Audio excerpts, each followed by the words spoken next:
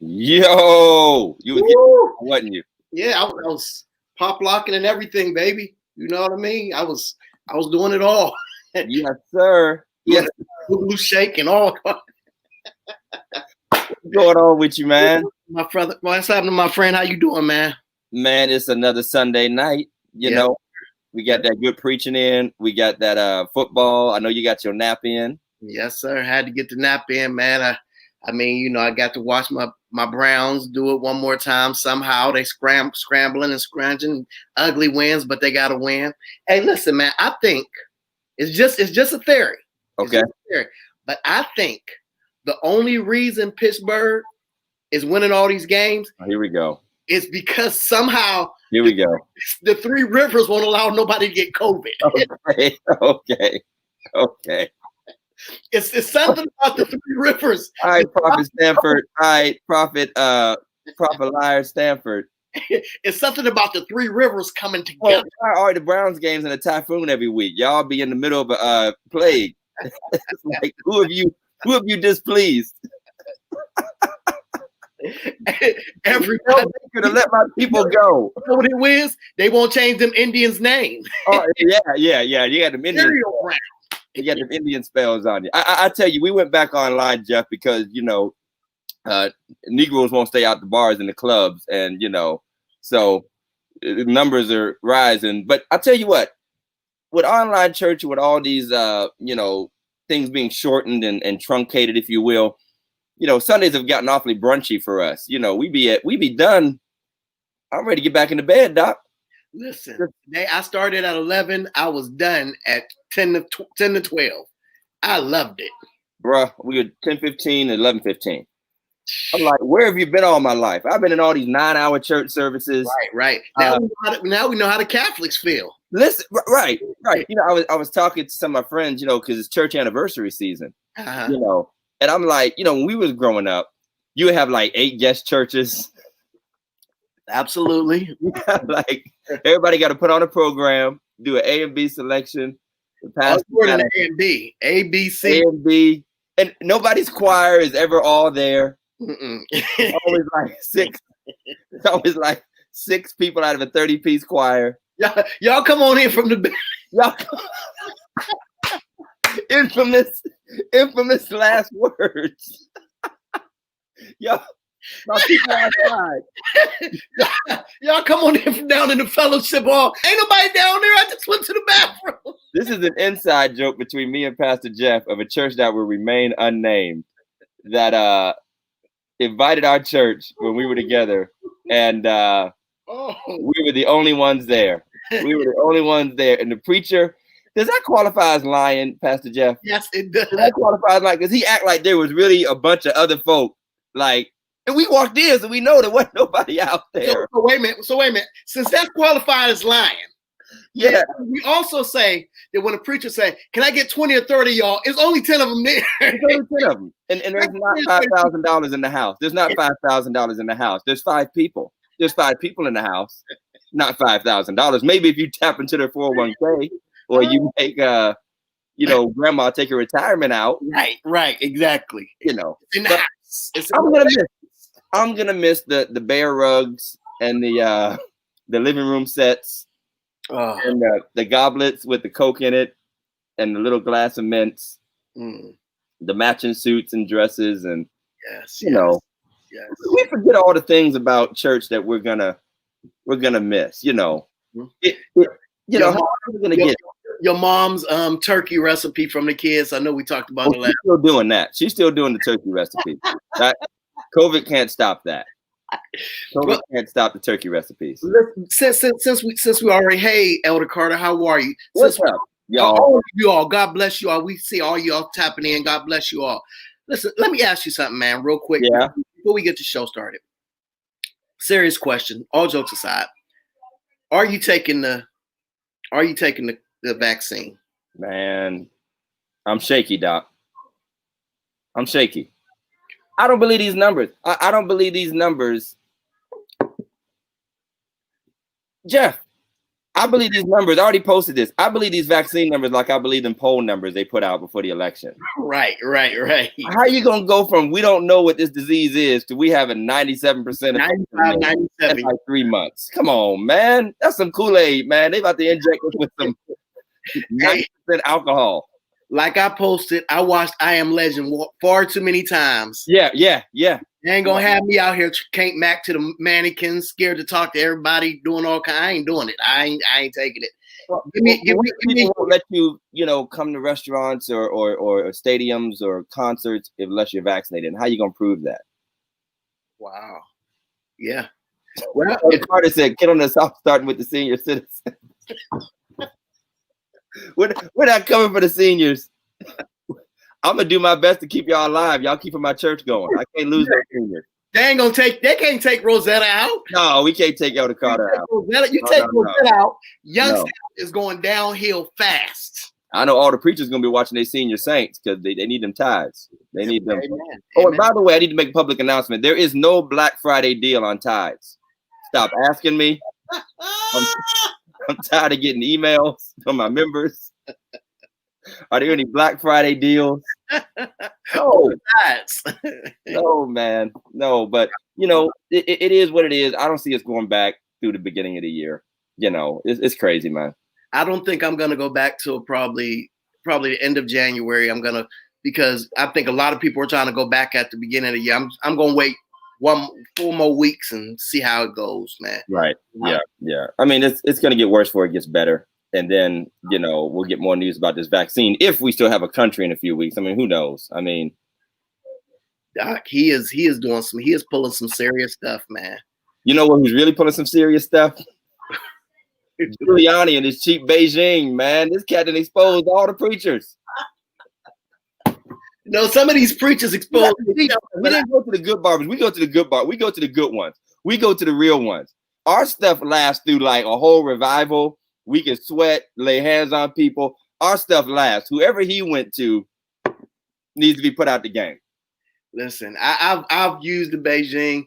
It just it's cool for like 1 day, 2 days. It serves its purpose, no doubt about it. But then the next day you come back and you looking like salt and pepper, and it's just right now you looking like Father Abraham. And let me take this time to congratulate Pastor Jeff on his new grandchild. What a blessing! Your son's birthday. He's 11 now, right? 11, yes. Christian Cole's birthday, and that's my son's best friend. Yes. Our children are best friends. Right. He's 11 years old, and then you are blessed with a new grandbaby. What's it like? 15, 16 grandchildren now? You got?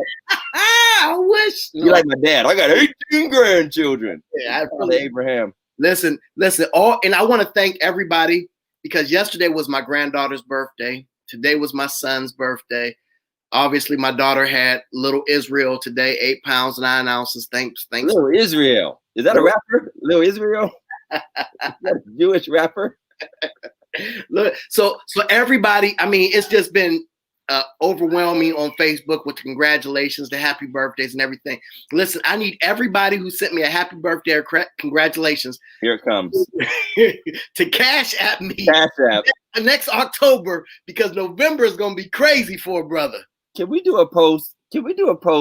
About why every post has to be accompanied by a cash app? Hey. Like, yo, man, I just took a dump, man. Give me a cash app, man. My cash app is Pastor. Like, calm down. I mean, everything's accompanied by a cash app. I refuse to cash app people who ask me for it. Ask me. I keep on telling everybody I don't got it. I don't got Cash App. I just say I don't. I do got it, but I'm blind right now. I'm just gonna be honest. There's another preacher live, man. People are losing confidence in us because of your you're talking, man. But it's been a good day, a good week. It's getting ready to be the holidays. I guess nobody's going back to school forever. They didn't cancel everybody. Yeah. I don't know. Are you having anybody over for Thanksgiving? Nah, I don't know if the little ones are gonna come over, the niece and nephew, and our little sister and the niece and nephew. But other than that, maybe drop off a plate. One part of the family, they got to do some housework because they're moving, so we're just gonna cook for them, take care of business. But we're gonna keep it down, man. No house hopping this year. No house hopping. None of that stuff, man. We're gonna play it safe.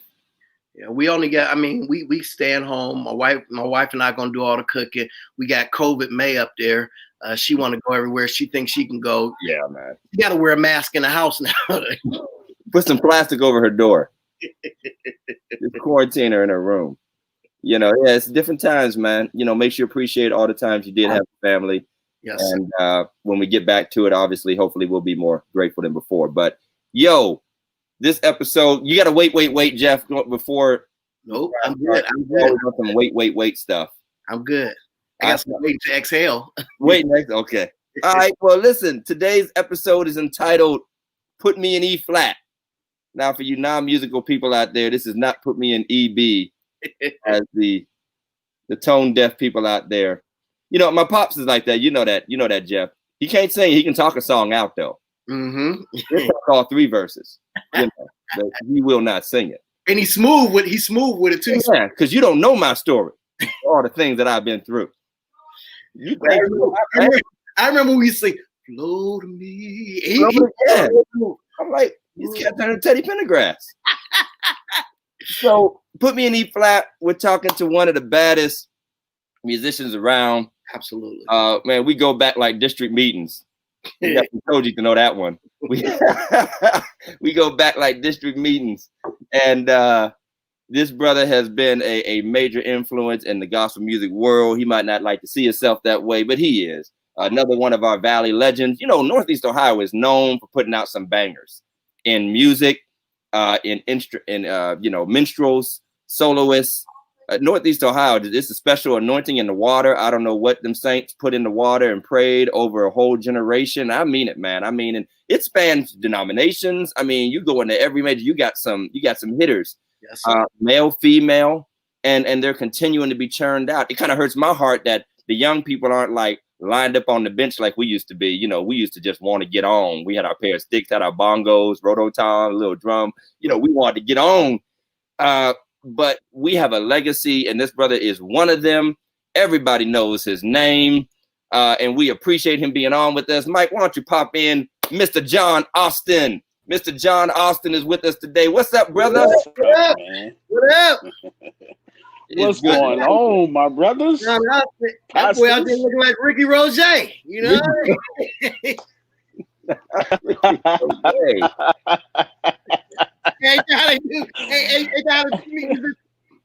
Right. Gotta make them stank faces, Doc. Gotta make them stank faces. Right. That's when you know you're hitting. Right. That's when you know you're getting. Bro, we go back like New Covenant, Church of God in Christ. We go back like 9-hour anniversaries, Young Men Sent, musicals. Yes, definitely Young Men Sent. Yes. Youth Explosion. You know, it's been a blessing to see you and your path, your journey. And your ascension, and God has done great things in your life. You've always been committed to excellence in music and in instrumentation. Always, looked up to you as a musician because you're just one of them bad boys, man. And guys, honestly, there's room for everybody in the kingdom, and is room for us to all be connected, because without watching excellence, you don't pursue it. Right. And for every 8-9 dudes that sit there and watch you go at it, 2 or 3 of them gonna take it serious and be like, no, I'm gonna do that. I'm gonna be at that. I wasn't one of them 2 or 3, so I just started preaching. I said, I ain't trying to practice like that. Let me just learn how to hoop so I can stop practicing. But it's good to have you, John, man. How are you doing, man? How's life going for you? I am doing great, man. Living life to its fullest. That's what we do, man. But I'm good, man. Cool. John, your daughter is absolutely gorgeous, adorable, man. Just adorable, man. How has that changed you, man? How has it changed you? And I know you're married now, beautiful wife, man. How's that affected the whole church thing with all that you do? Well, it depends on which church that believes that you shouldn't buy firearms. So I have a lot of them now. So yes, I have girls. Yes, sir. Yes, sir. So it's man, no, it's a wonderful thing, man. With children, period. It's just, man, you you're thinking outside of yourself at all times, with children and a spouse. You're just thinking outside of yourself, man, most of the time. So it's a good thing, man. It's really good. Absolutely. Now, John, I know, and most of us have the classic story of how we get started in this, but inform the audience, how you got started in music. We all know how it happened. We all know the story. But just when did you get started? Where did you start off playing? I started off playing the drums. Okay. Man, that was my thing. I thought I was gonna be the next big drummer of the world. My goal when I was little was to be the church drummer. I didn't know anything about all of the other stuff and bands and big bands. The church was the biggest thing for me. So I wanted to be the church drummer, man. That was my goal. But Carville Austin was the drummer at the time, and so I had to kind of kick him off or try to sabotage his drums or something to get him to get him. But they end up going to another ministry, and I was like, "Thank you, God, you answered my prayers. Thank you, Lord. Thank you, Lord." And so answered your prayer. That was my way in. He answered my prayer, man. That was my way in to the drums. So I started on the drums, man, and it just kind of, I started hearing the music. I started paying more attention to chords and things of that nature whenever I would hear music.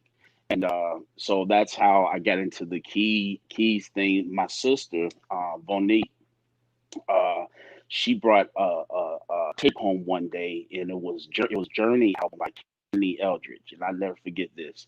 She brought it home one day from the mall. She worked at the Eastwood Mall, and she brought it home, and I began to listen to that tape, and man, I just start hearing all of this music, and I said, man, I want to be able to play like that one day. I said, and I literally looked up, and I was like, Lord, let me be able to play like that one day, and also let me meet this guy on this tape.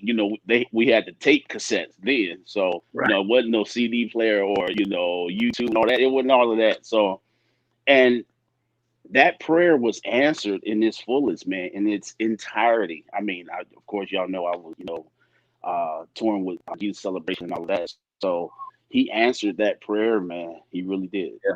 Yeah, that's awesome. Wow. When you were young and coming up, and I know you're watching some guys handling their business on the organ, on the keys. Who were some of the main local influences besides Brother Eldridge? I mean, who were you sitting behind watching? Had to get to the concert, the musical, slide in somebody else's church? Who are those people? Man, it would start immediately with my Uncle Greg, because he was the one that taught me my first real song. Okay. And then, of course, Eddie Howard. Yes, sir. Yeah. Eddie Howard. Nice. Mike Herron. Yes, sir. All the Warren guys. You got your Ringos. You got man. If I'm missing anybody, please forgive me. But it was just so many guys that I could sit back and watch and just learn from. While living in Warren, while growing up, and just take nuggets here and there, and those guys were very, very influential in my life. Right. And who are some of your dudes, like, you consider them your contemporaries? Like, it was your crew coming up, the people that you've watched, challenged, pushed, come up through the ranks together. Who would some of those people be? Okay, so everybody know Alton Merrill. That's my guy. That was Alton Merrill was the cutting edge musician. Like, he had the church, he had the jazz, of course, and he just had a different sound totally, like, and it was just like, man. And New Jerusalem band, I mean, good God, those boys were smacking. I was there at that time. Every Sunday. So, and you were okay, yeah. They were smacking, man. So your Altons, your G. LaRon Rainey, your who else? Man, Raymond Bonners, your Destry. Yeah, Can't forget about Cuz. that's That's it. your minister of Quayne. music. Yeah, Can't that's forget my about man him. too. That's it. Quayne, Austin Lamar. Man, it's just, man, yeah. So Yeah, family, and I consider all those guys family. We had a bond outside of music, so I consider all of those guys family anyway. But yeah, all of those men have always been influenced and still continue to be. right, right. Being a musician is like being in your own fraternity, especially a church musician, because there's nothing like it. It's Yeah, so odd.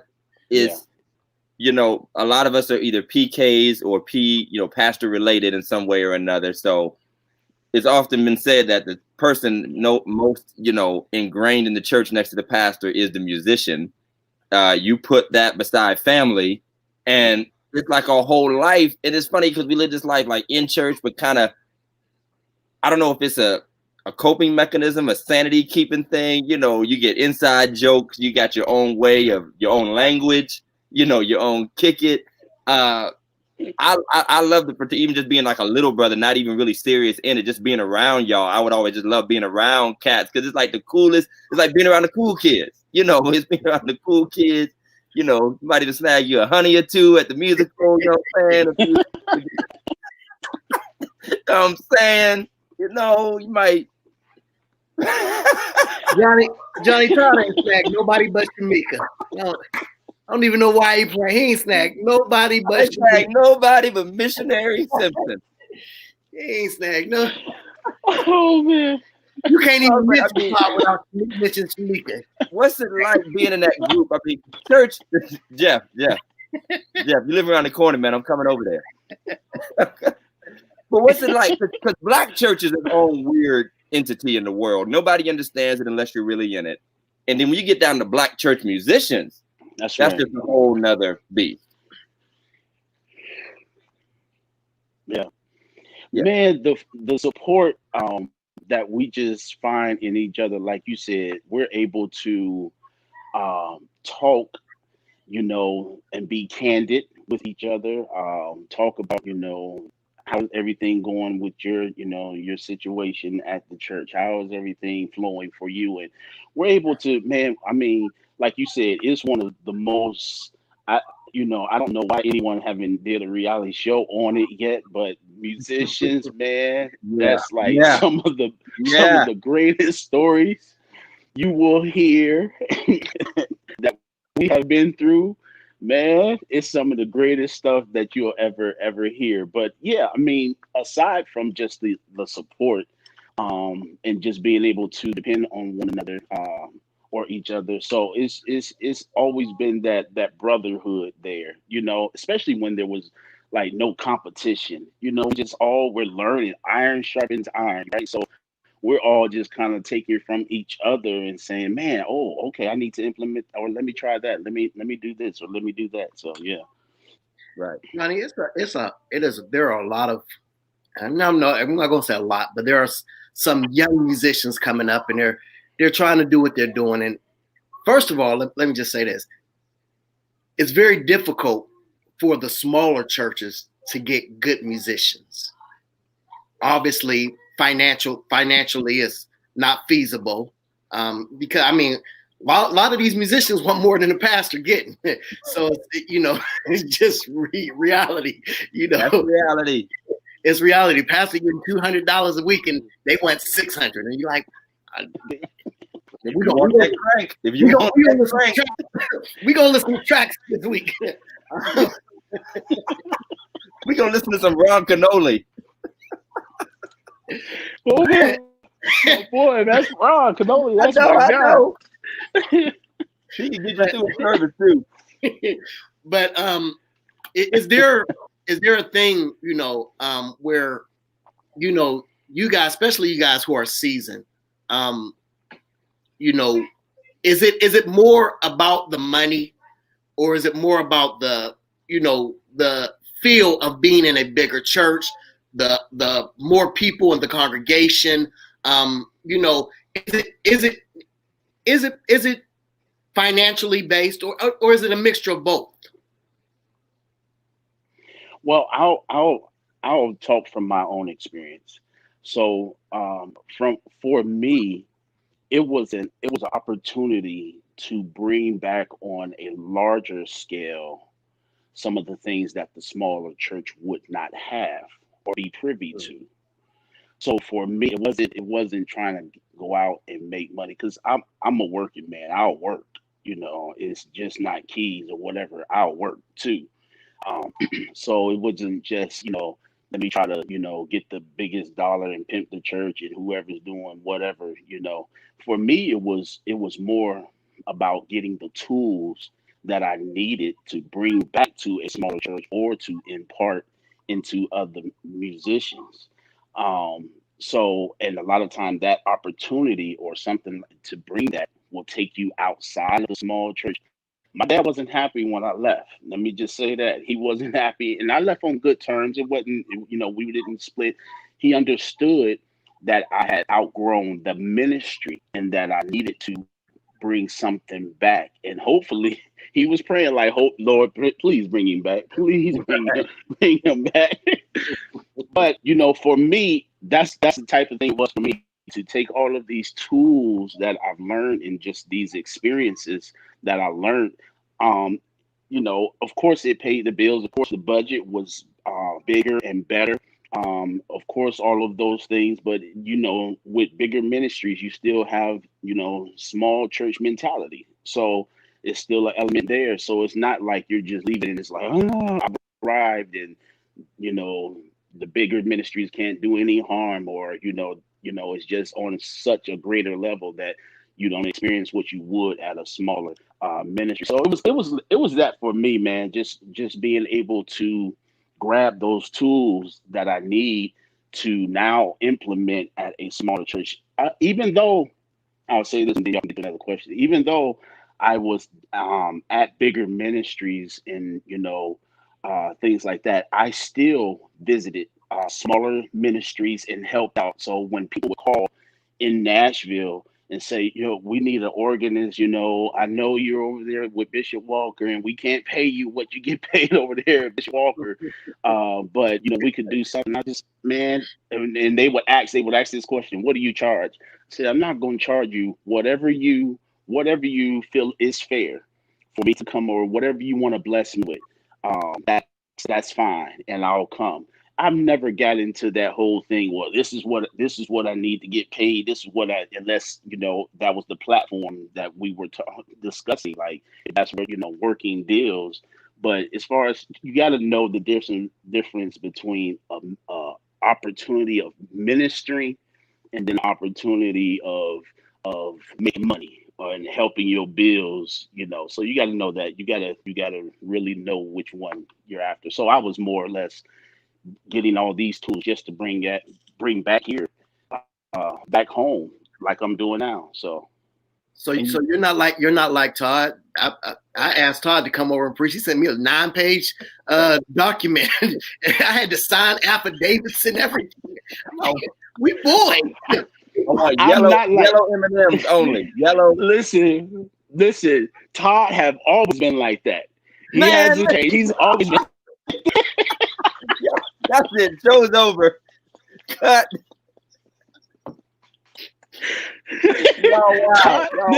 Listen. This is why the industry works so well. Listen. This is why they work good.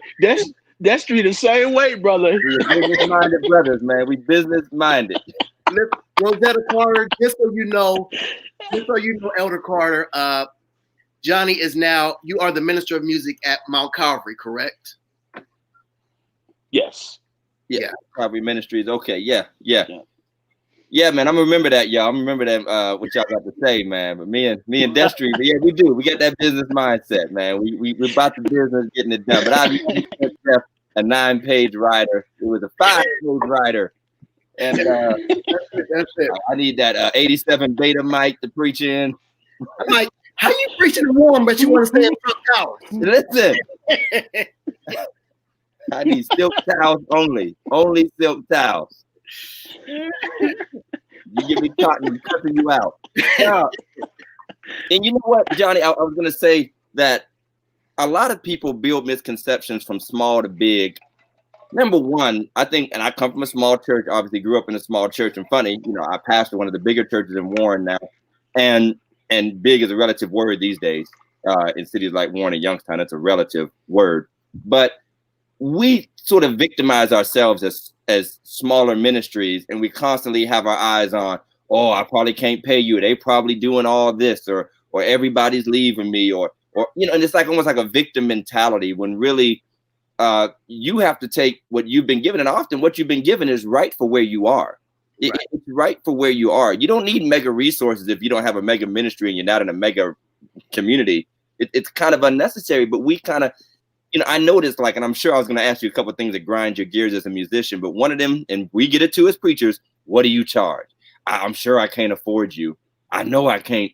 And, one-off stuff, help out stuff, as if you're not still just a brother who don't mind sliding on a B3 right for a few minutes and hitting a few cuts. And pastors get that. Musicians get that. What do you feel, and what have you experienced, good, bad, and ugly relationships between pastors and musicians in churches? I mean, let's dive in. What's a good relationship, good practices you would say from your own experience that makes for a good pastoral MD or minister of music relationship?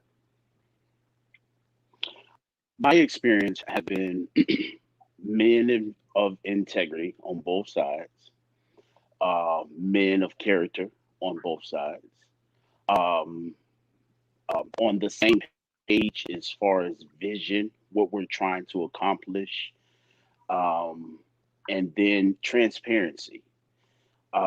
Those things are very important when you're starting this, relationship, because that's exactly what it is. Pastor and musician, really, they go hand in hand. Pastor, he's the prophet of the house, and the musician, probably 90% of the time, if not more, you're hearing from the music ministry in the church. So, they're speaking a lot. They have a lot of platform, other than the pastors, or, some pastors are very controlling. They do everything, but like you thought, so it's like, and so like that ministry, but that chemistry have to be there. You have to kind of have that chemistry. It when you meet, when you sit down to negotiate. And it could be, it could be ugly as dealing with an individual. If you're a guy who's ministry oriented, as a player, and you meet a pastor who's all about, numbers, program, just making, whatever happen, let's build this empire. Not really for ministry, not really ministry oriented, but let's build this empire. Then you're not going to mix too well. You're gonna feel that resistance. If y'all on the same page, man, let's build this empire. Let's get this money. Let's do this. Then it's gonna work well. Everybody is gonna be conducive. So I've seen quite a few of those, and I've it was my choice at the end of the day to say yay or nay. So it's been, you see some good and you see some ugly in there, and coming from the background that I come from, I just kind of what to stay away from, what to not to get into, because you may end up in jail with the pastor. Right. So Right. so you just know what to stay away from, man. So just be very careful, use wisdom.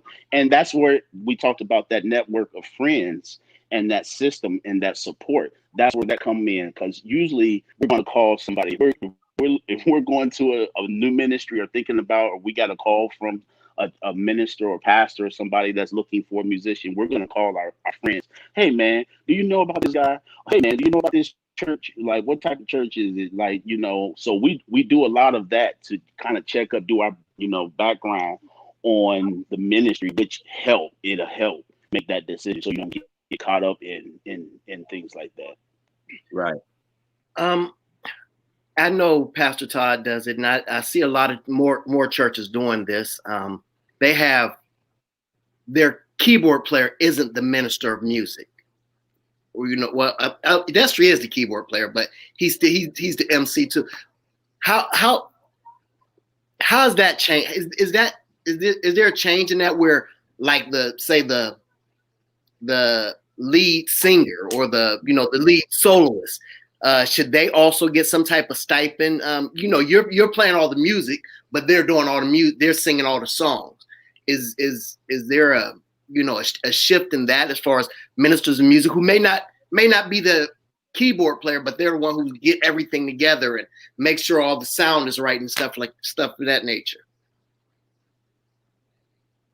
So I've been a part of a team that everybody get paid. So you have what you call the front line. A couple episodes, if not the last episode, you guys were talking about the front line people that sing the mics. And the choir, the choir feeling like, man, why can't I get a mic? But we they get one, but they don't have no batteries. It's muted. So right. So I've been a part of that where everyone was getting something for their efforts, especially people that did it full time. So at some, levels that you go to, the people that's singing, they're doing that full time. So they don't have day jobs, and that's all that they wanted them to do. So they're almost taking the biblical standard that David took and structured for all the Levitical priests to be, compensated. Of course, that was fruit and bread and crackers back then. But nonetheless, they were being compensated for learning songs, getting and making sure that the atmosphere is conducive for the word and for God. So I've been in situations where everybody get paid, or everybody was blessed. I hate saying paid. I don't know. Everyone were blessed for their talents and for their gifts. So you may be in a situation where the musician is just that, the musician. He's not a minister of music. He don't know how to administrate. He won't know how to assign or budget or do checks or do anything like that. He won't know anything about, how to operate the sound or anything like that, or how to counsel different people or the individuals on the team. So you just have that guy that just play, and you may need to get someone to kind of oversee all of that. The singer, the lead singer or the lead vocalist, may be that person, may not be that person. They just may be, that lead person for the songs. But yeah, I've been in situations where it's just, and I'll say this: 9 times out of 10 in those situations, those people are very professional, right? So you're getting a professional sound. You're at the Della Creme of church, which is, right. It can be bad, it can be good, because you're not, sometimes in smaller churches where nobody's getting paid and is, we're just doing this out of the kindness and great of our heart. We just putting in our time and helping ministry. Sometimes that's that true oil come out there, and it's like, man, I don't, I know we coming for a check, but man, where's that oil? Where's all of that, man? Where's that stuff that's gonna break some things up here? So yeah. Right. We have a request from our producer. We'd like you to play something, Johnny. Are you prepared to play a little something? Oh, he about to hit a track. I'm gonna play with my daughter. Y'all talked about that the other week too. So, right. So what do you say you want to play? I don't know, man. Your favorite Gucci song?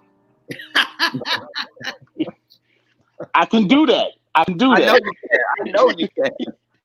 No, just something. Just 30 seconds of flow, man. A little 30 seconds of something. Whatever you want. Flow, bump, crank, whatever you want. I got you. Since we're in the season of giving thanks, I'll play this.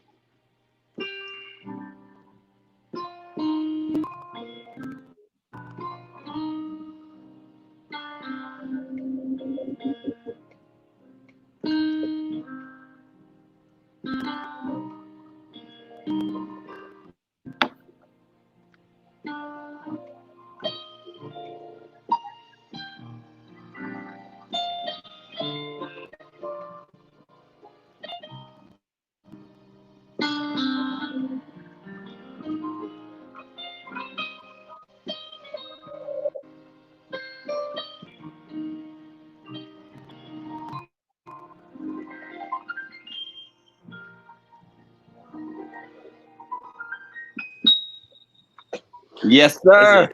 That's it. Yeah, bang. I feel a Baptist fit coming on. What a grateful heart.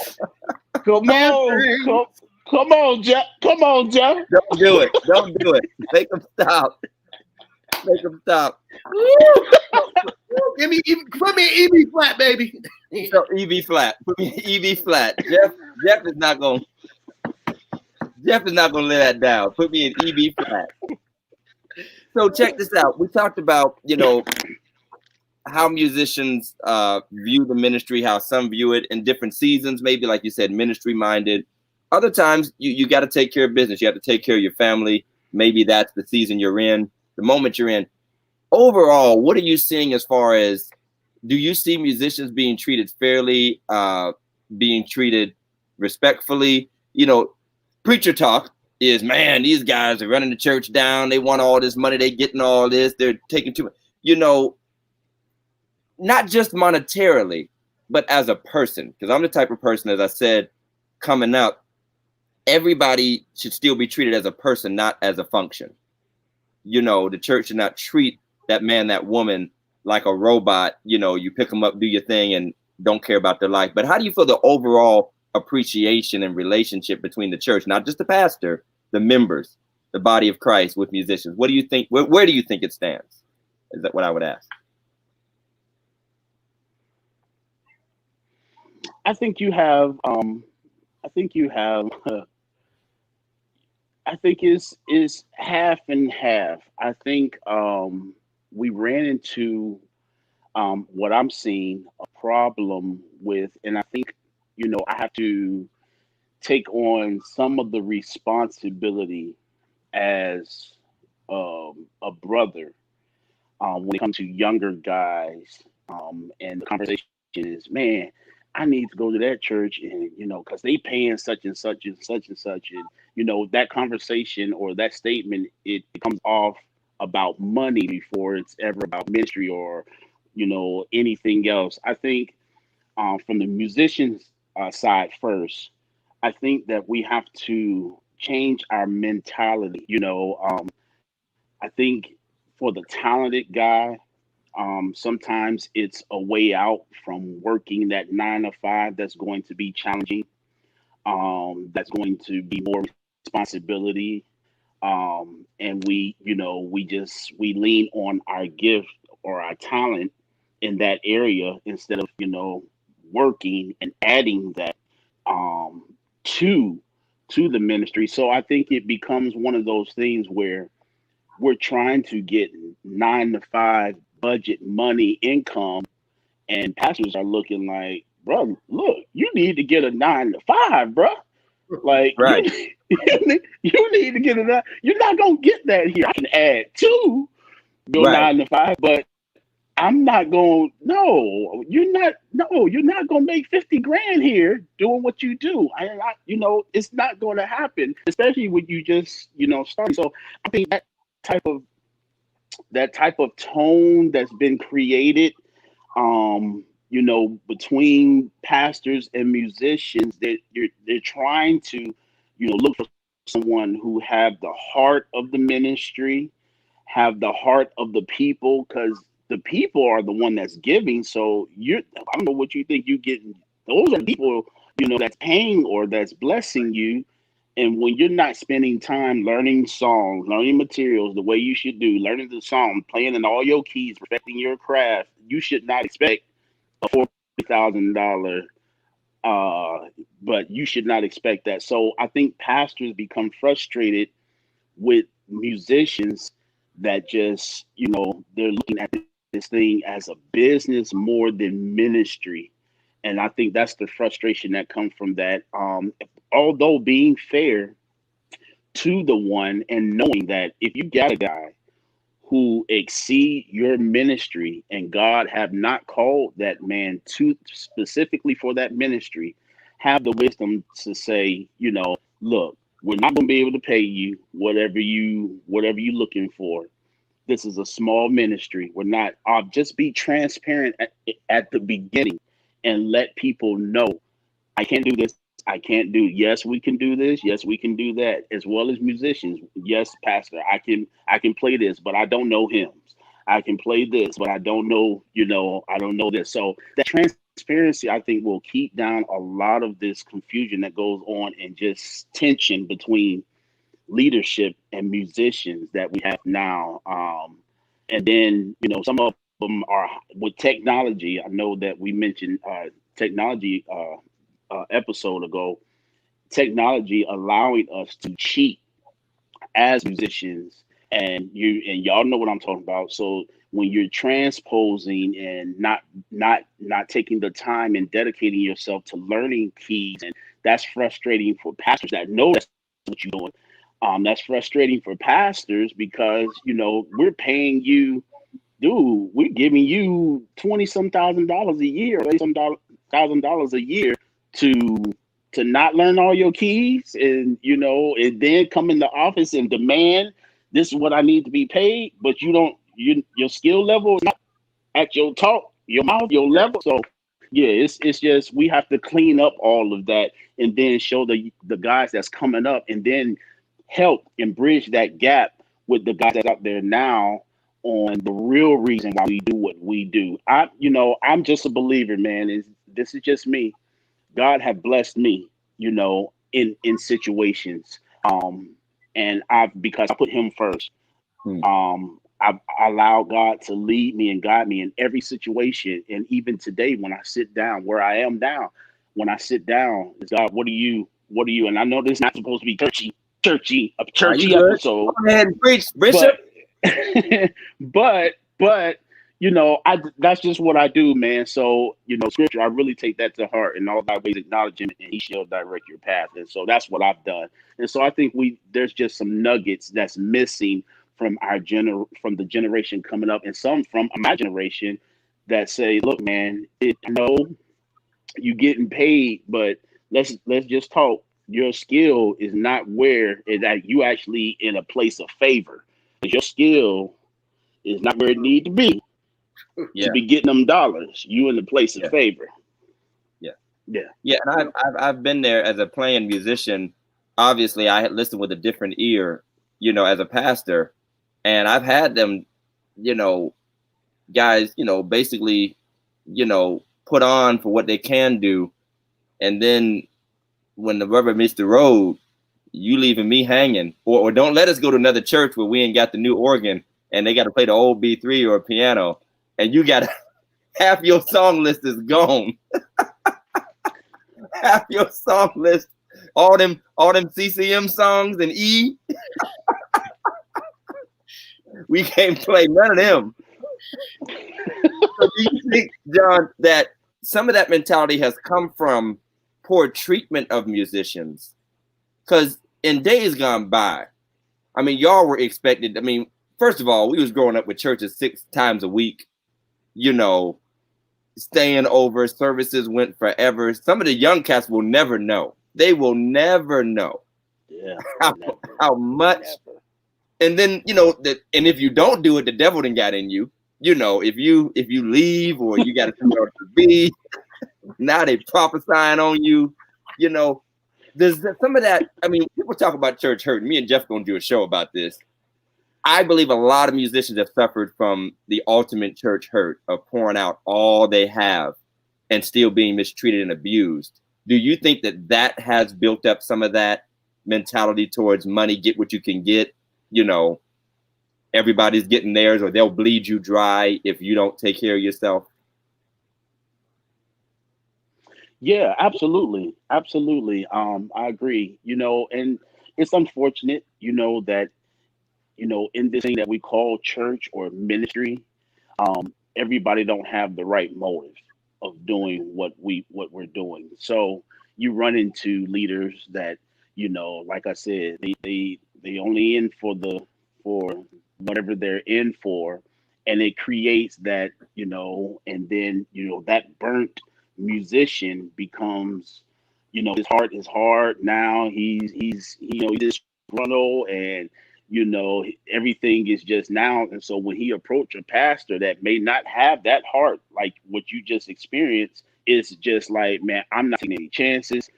And you get this just dogmatic and this person that's just been hurt by that past experience. And that's why I related it to relationships, because in relationship, when you get hurt in a relationship, you ain't trying to go back. You're not trying to go back and relive that thing and hash it out. So now as musicians, we're setting up parameters, and we're saying, this is what you're gonna, this is what I want, and that's it. This is what you're gonna do. This is what you're not gonna do. You know what I'm saying? And it just shut the door to that relationship part of it and trust part of it. And so we have to rebuild. We have to heal that, because it's really out of hand now, because it's not too many of us. It's just all, and that's why ministries are going outside. You guys mentioned again last episode, ministries are going outside. Well, if I'm going to go out, if you're going to treat me like this, I expect you to be a man of God, or I expect you to be this type of musician in the church. Well, I might as well just get somebody who's professional at what they do, music, that don't care nothing about ministry, and hire them. Just hire them. You know what I'm saying? They don't care nothing about God. They just here to come and play and do these songs, go home. Right. You see what I'm saying? So it become. I got you. Yeah. I when I was growing up in church, one of the things that was said to me, and I took it to heart for a long time until I became a pastor. One of the things I was told was that you should hire sons and not servants, because sons are going to be there when the money is gone. Sons are going to be there. And I know me and Todd have talked about this a lot. We have a big problem with the word sons and daughters in the ministry, period. But I got no sons. I got no sons. If I can't claim you on my taxes, you ain't my son. That's my philosophy. But what I learned, was, first of all, you can't hire a son. You don't start off as a son. You know what I mean? You're gonna start off as a hiring somehow or another, one way or another. You're just coming in. You don't know the church, things of that nature. But so now that we're in this COVID situation, this COVID era, once, like we talked about from the beginning, churches, there are very little rehearsals. Services have been cut down. You might have an hour worth of service, this and that. Should the musician at this point say, okay, I'm doing half of what I was doing. I'm not doing the Monday night or the Wednesday night and the Friday night services. All I'm doing is Sunday, and I'm doing less songs and all of that. Should they say, and I'm just a question, should they say, you know what, maybe I'm a step back off of what I was getting and just, bless the ministry a little bit? Mm-hmm. I think for each individual is different. I wouldn't say as a rule, because, they have to, even though they're not coming to the church, they do have their light bill that they're doing their time to put in at their house to, put them together or practice or rehearse, even though we're not coming to the physical church house. So it's still that time. And I think some pastors have to look at it, the time that's being put into it. When you have a musician who's actually putting in time, you hear it, you experience it, and when somebody's put in time.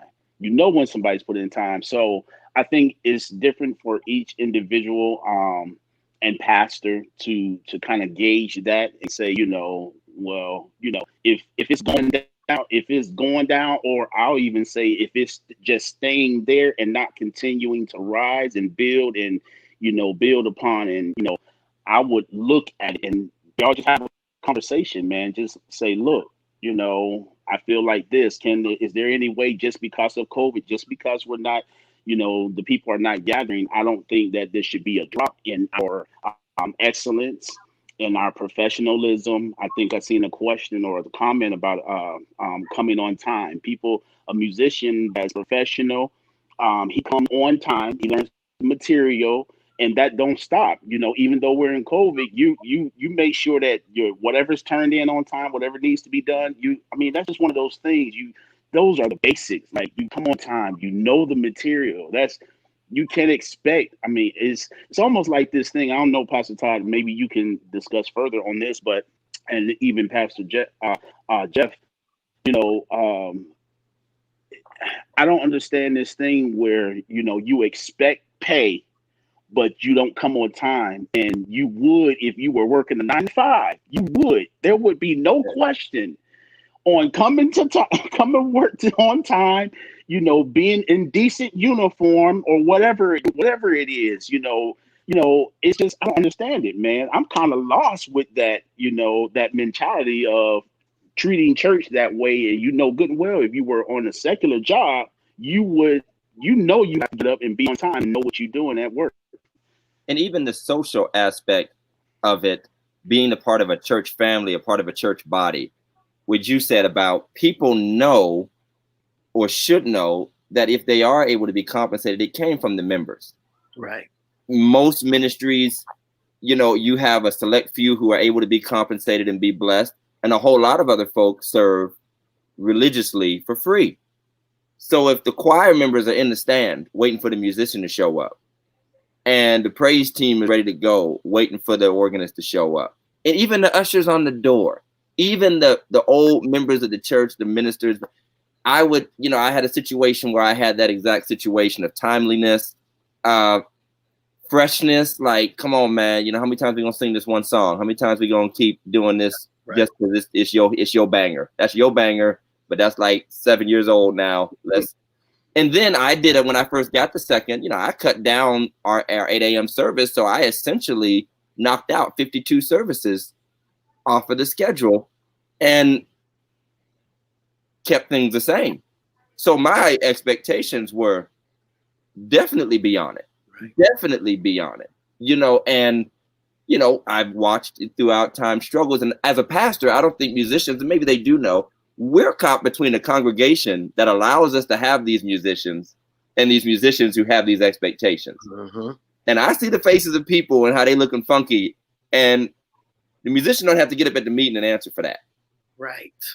Absolutely. They don't have to answer for that on Facebook or social media when comments are being made. So I take it from a social thing. My responsibility in any job I do is to make sure I'm giving the value of what, people expect. If they're paying me to do anything, I don't care if I'm cutting your grass. What do I look like leaving half the grass uncut and expecting the full pay? And so I do agree with that. It's not an issue of treating church like work. It's an issue of living according to a healthy ethic. Right. To me, people keep saying, well, yeah, that's just because it's a job. It's not because it's a job. It's an ethic. It's the same reason your mom won't let you have a half clean room. It's the same reason you're taught to be faithful to your spouse. It's an ethic. It's not because we turn church into a business, because that's often the criticism. Johnny, real quick, and I know we coming up on our time, but real quick, I know you talked about coming on time. What about coming on time, but leaving after you do your praise and worship and staying until the shout shows up? Staying gone. I understand going out and getting a glass of water. You know what I mean? But just musician, his guys go out and have a smoke, don't they? In the back. Now, Mike don't go to my church. I'm tagging Micah, Doc. No, I said Mike. Oh, Mike. That's like, hey, I had one guy that I when I was growing up, I won't say which church, but one dude had the little flask in his pocket. He had a little flask, a little something. Wow. But he was always ready for that preacher, though. When the preacher was ready. Right. When the preacher was, I mean, you can hear the revving up and getting ready, and then they running back in, jumping on keys, and I think it's something to staying, listening to the word, and being ready at whatever time. You know what I mean? I don't think, and like I said, I don't think there's nothing wrong with you just sweat it yourself out, you go grab something to drink real quick and come right back.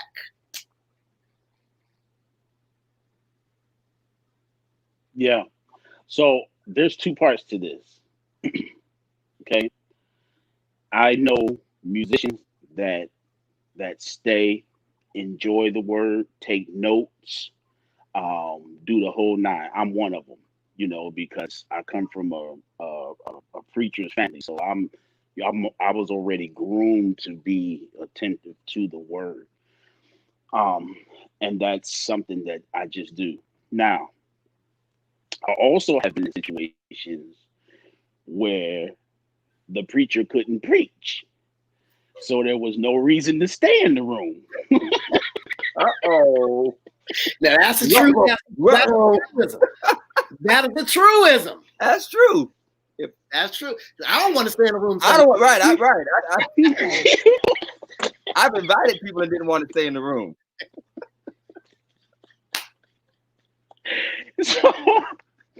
So if you're caught in a situation, you may be caught in a situation like that where this man cannot preach, and so I have to stare or sit here and listen to this.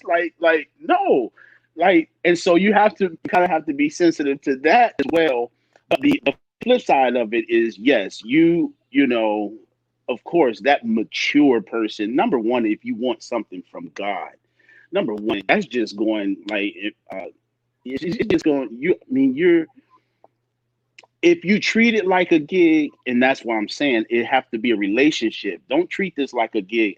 This is not a gig. I expect when you go down your expectations as a pastor, I expect you to be in when the word of God is going forth. I expect you to be in service. I expect y'all to be attentive, not on your phone, taking notes.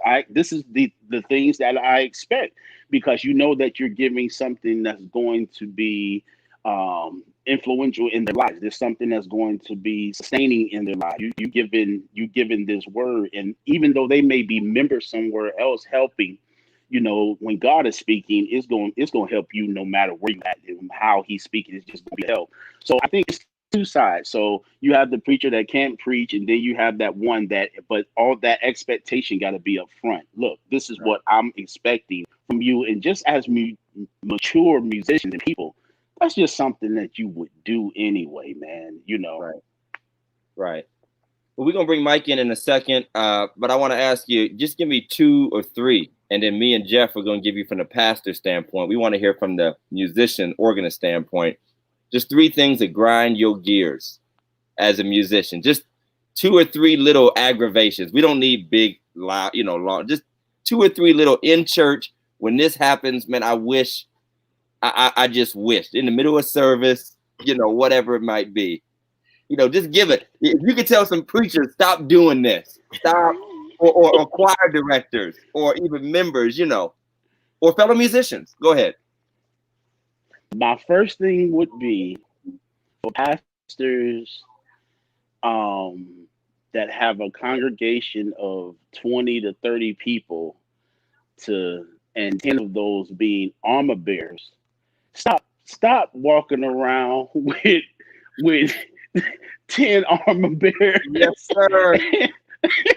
Who are we protecting you from? Your entourage. Who are we protecting you from? We're protecting you from yourself. That's what they did. Right.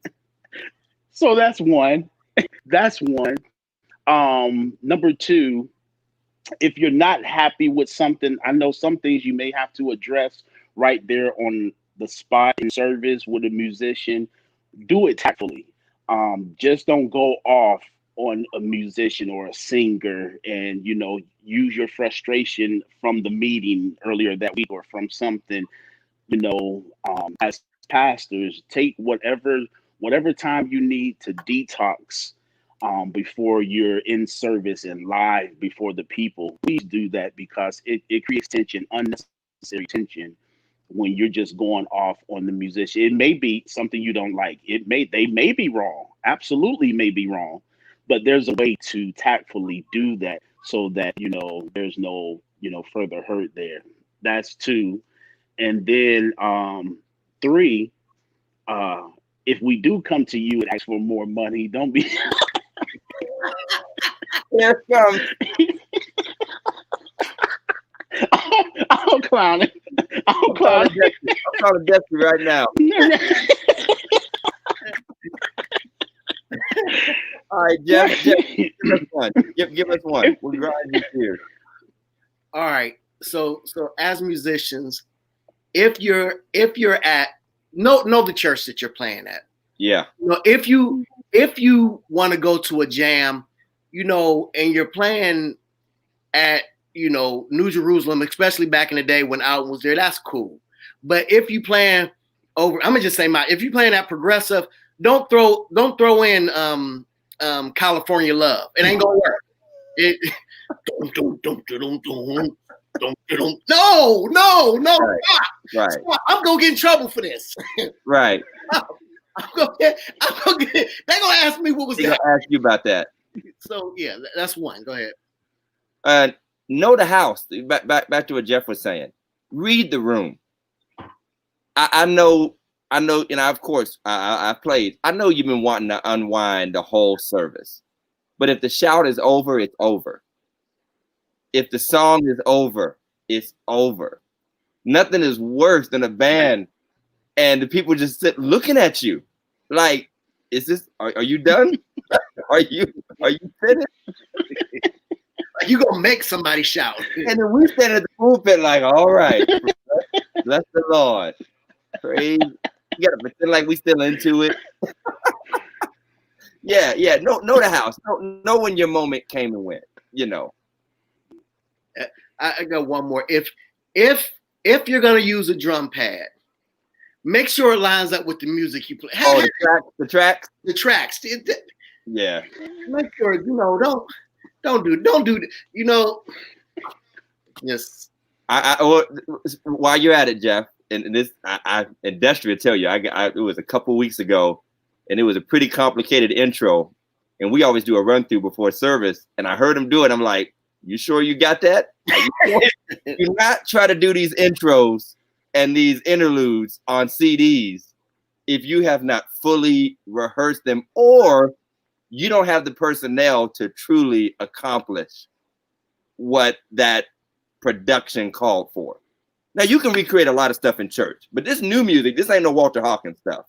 This ain't no, you know, if you ain't got 9 synthesizers and 2 stems and a track going and a guitarist and a lead and a horn section, why are you trying to do this whole Ty Tribbett production at the Mount Olive Baptist Church? Like, don't do it. Just skip it. Just play through the song like they used to do in the Baptist church. Just play through the song. That's it. Let the choir. So that'd be my thing. Don't, because you set people up for failure. And remember, no matter what you do, we got to preach after this. Right. Absolutely. Last but not least, if you don't know the song, don't play it. Don't play it. It's just really that simple. It's when the singer has to tell you stop, cut it. Let me that you. If the singer has to tell you, you're in trouble. Yeah. If you don't know it, you know. I'm not about to preach something I don't know. I'm just not. I'm not preaching from it. You know. Yeah. Know what you know. If you don't know holy, holy, holy Lord God Almighty, stop it. You know. And thank you, Pastor Tatum. And Pastor Tatum's from Brooklyn, New York. That's my Berean sister under Bishop Clark. She said, play the basic melody of the song so people know what you're playing. Right. If you're supposed to be playing a song and we don't know what you're playing, you're talking about you play Speak to My Heart, and it sounds like if he did it before, he'll do it again. Why? And I'm gonna tell on Raymond because one time because he got bored at a funeral once and turned My Soul Is Anchored into like a Jamaican joint. I mean, by the time he got done, people was lighting up and dreadlocks. I'm like, this is not even the song. But, you know, you can pull it off. But yeah. John, we appreciate it. John got tears in his eyes. John, we appreciate you. Man. Likewise, man.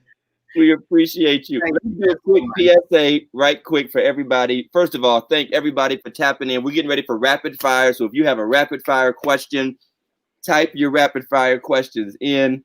We'll try to get to them. We don't always do all of them. We also want to remind you to go follow us on Facebook, Instagram, like us on YouTube, subscribe on YouTube. Make sure you hit up all our platforms. Go get some swag, some gear, religiouslyincorrectpodcast.com. And Pastor Jeff and I are coming to you with some fresh material in January. We call it first Sundays. Only will only be on YouTube. Only on YouTube. You got to be on YouTube to get it. It's gonna be crazy. It's gonna be crazy. We're gonna be throwing little extra exclusive clips up. We're gonna be talking crazy. Jeff's gonna be cussing. It's gonna be real wild, man. It's gonna be wild, man. Hey, I was just thinking about this, Jeff, before we move on. Let me put my graphic up first. There you go. That's first Sunday right there. First Sundays starting January 3rd. Exclusive episodes only on YouTube. You know, I've been watching the NFL. Now they don't have no fans, and you can hear everything they say on the field. Yeah, yeah. And this mug is rated R, man. It is. It is. No more. It is. It's crazy. I can't walk. I had to tell Elias to go upstairs, man. It's worse in the basketball games. It was worse in the basketball. Oh yeah. They get hyped. They need to amp that crowd noise up a little bit more, or the little organ, the pipe organ, something. They need to do something. You know. Hey, Mike, Big Mike, come on in. Hey man, it gotta be rapid fire. I gotta be working at 11, y'all. It's rapid fire for real. What up, y'all? What up? What up? Hey, Mike, my foreman, though. You can change my time, right? I ain't got it like that, bro. Come on, dog. I'm in quality. Let's make it happen. What's happening, Mike? Johnny, but man, this cat go way back. Way back. Oh, yeah. And yo, you know what? Me and Johnny wrote some hits, baby. We wrote some hits. I wrote some hits. We wrote some hits. Yeah, man. Yeah. We go way back. That used to listen, those songs, really for real. My dad's ministry, Mike came, when Mike came along, he was like, man, you know Mike, yeah. Mike came along, he said, hey man, hey man, we need to be doing our own material, man. I'm tired of singing everybody else's material. Let's start doing our own stuff, man. And I was like, yeah, okay. And we did, man. We were singing our own material. We wasn't singing anybody's material. Mike was right, and everybody would be like, well, who wrote that song? Who did that? I mean, and it would shut down church, man, ministry. There was several times that the pastor wouldn't even be able to preach because it was just really such a blessing. I know y'all don't believe in that, Todd and Jeff. Y'all still gonna preach if it's a move. Yeah. Jesus is getting out of this grave today. I'm putting him in this grave, and he's getting out. I'm glad y'all had a good time, but y'all gonna sit there. Y'all gonna sit here for this. But check it though. Like, growing up Kojic, Friday night was pastoral night, right? So we be in church Friday night. Johnny could just be playing something. And I go up there, hey man, what's that? I don't know, I'm just messing around. Like, yo, do it again. And we would write it on Friday, teach it on Saturday, and sing it on Sunday, man. Wow. Got Mike Bivens over there. Crazy. Mike Bivens. That means we need to bring that Friday night service back. What it sounds like. We need to bring that Friday night service back. Right. We done lost the oil with Friday night service. But Johnny, thank you so much for coming on, man. I appreciate you, my brother. I appreciate you, man. Straight up. That's my dude right there. Real quick, I have a quick rapid fire question for Johnny. Todd too, because you play. What's worse, a singer who can't stay on key or a pastor who can't stay on key?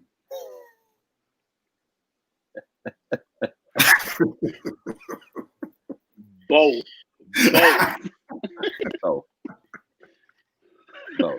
Both, huh? Well, I will probably say I will say singer more than a pastor, because 9 times out of 10 they're trying to re-sing or reproduce a song, so everybody have an idea of how that song actually should go. Right. So right. I would more than it's both for me, but more the singer than the pastor. I'd say the singer too, because there's a structure to the song. There's a beginning and an end. If they're messing up in the middle, you ain't gonna get to the end. If they started too high, they ain't gonna hit that note. You can already feel it coming. A preacher, you can kind of chase around because there's no structure. There's no telling where, he's going to end up anyway. And so, people are used to preachers not being on key more than they are used to singers not being on key. And the preacher going to get a pass, especially if he's going to get a pass. And everybody going to scream for him anyway. They're going to get a pass. Right. I don't know. Not in today's world. Not in today's world. You will be a viral video. You will be a meme. All right. I like Pastor Osborne's question. This is good. What song does the church need to retire and stop singing? Blessed? Blessed. Done. That's the national anthem of offerings, man. That's the midnight hour. That's the national anthem of offerings. Stop. Especially if you don't know the verses. We stopped singing the verses to Blessed like it's an old hymn. Blessed. And right. What's the new one today? So every praise. Every praise. Loud to every praise. No. I might still break that joint out though, because second, they still love it. It's, Pastor Patton said we ain't really saved. Your boy from Texas, bro. Every praise might be. It's up there. It's up there. How great is our God? Yeah, that's getting played. And bless the Lord with me, or praise the Lord with me. Oh my gosh. Yeah. Yeah. Now, if you hear me singing at my church, I don't want to hear nothing. But we need to stop. Okay. All right. I don't see any other questions, so I got my question of the week. Okay. All right.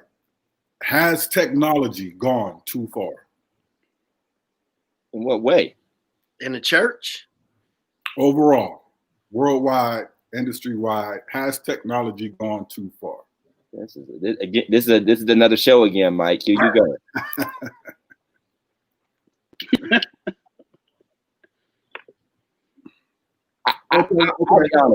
Okay, look, let me kind of narrow it down for you. Yeah, narrow it down, man. That's too much. You look at Elon Musk. Okay. He has the Tesla self-driving cars. He also has a company called Neuralink, where he's talking about planting the chip with some wires to help people with spinal injuries and paralysis and things like that. They're also working on AI. They're developing AI, artificial intelligence.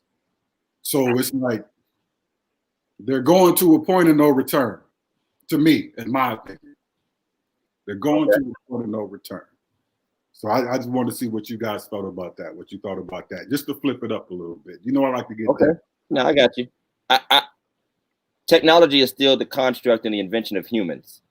So it's not really a question to me of whether technology is going too far. It's whether the intentions of human beings is overriding what we would associate with decency and, right activity.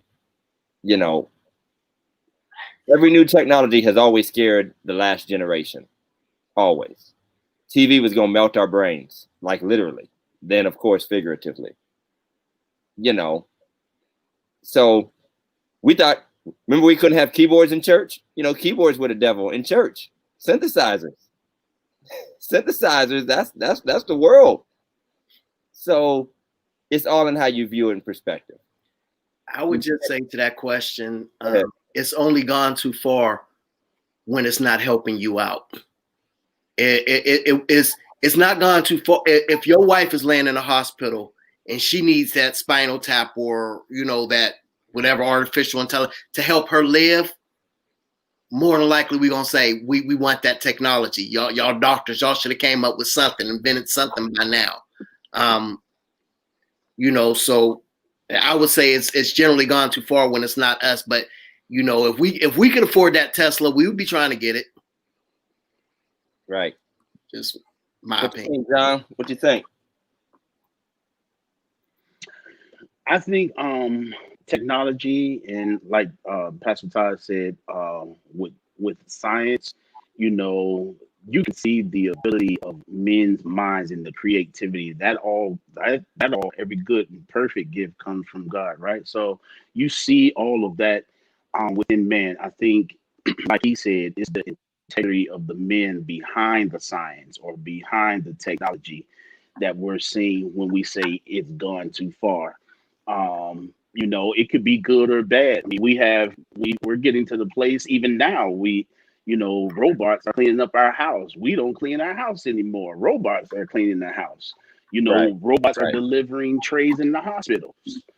So some would see it as, loss of jobs, when they went from horses to cars or things, people lost jobs and, and they had to adapt. So I think I seen the comment just a few minutes ago, allow us to catch up. I think some of the people just it's moving fast. And if you're not, intuitive and catching up with it and staying with technology, it becomes that thing where you're just lost. My dad still got the Obama phone. He loved his flip phone. George too. George, yeah, man. Yeah. Proud of it. Right. I mean, all I know is, can I auto tune at church? Can I? They need to create auto tune for preachers. Can I do that? Can I auto tune every praise? Yeah. Can I do that? Listen, I will say this.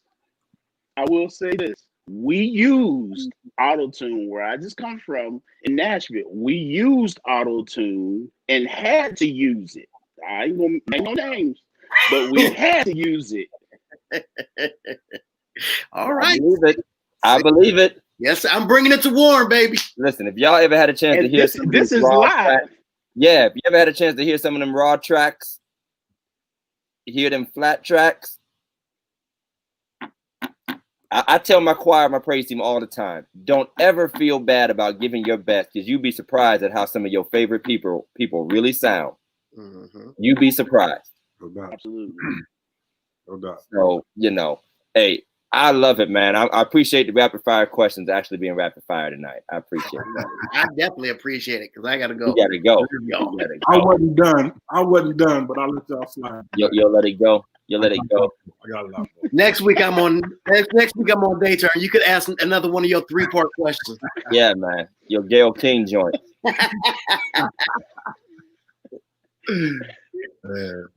right, y'all. Well, we appreciate it. Big Mike, thank you so much. We also shout out Big L, Larry, who does all of our graphics and work. And for everyone who doesn't know, Johnny Austin, J. Austin Music produced our intro and outro music. That's why it bangs so hard. That's why people don't even know they're watching pastors about to get on and talk. They think they're about to watch a BET show or something. Then they see us come on and tune out. That's why it always starts at like 300. It starts like 400 viewers. And then when we start talking about church, they be like, man, what is this? What is this mess? Why are we watching Diedrich Hatton and Paul Williams?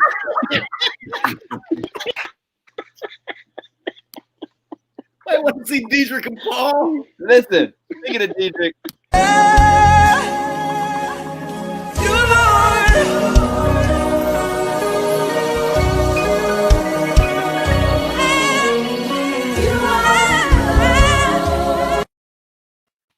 Sorry, y'all.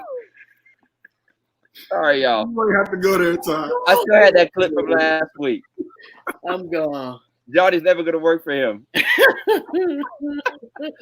It's been a great show. We appreciate everybody. Pastor Jeff, appreciate you. Big Mike. John Austin. Everybody give it up for John Austin.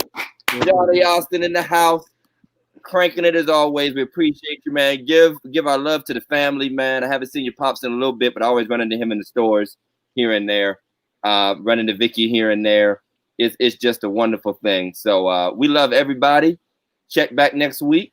Make sure to like, share, and anything else you want to say, Pastor Jeff?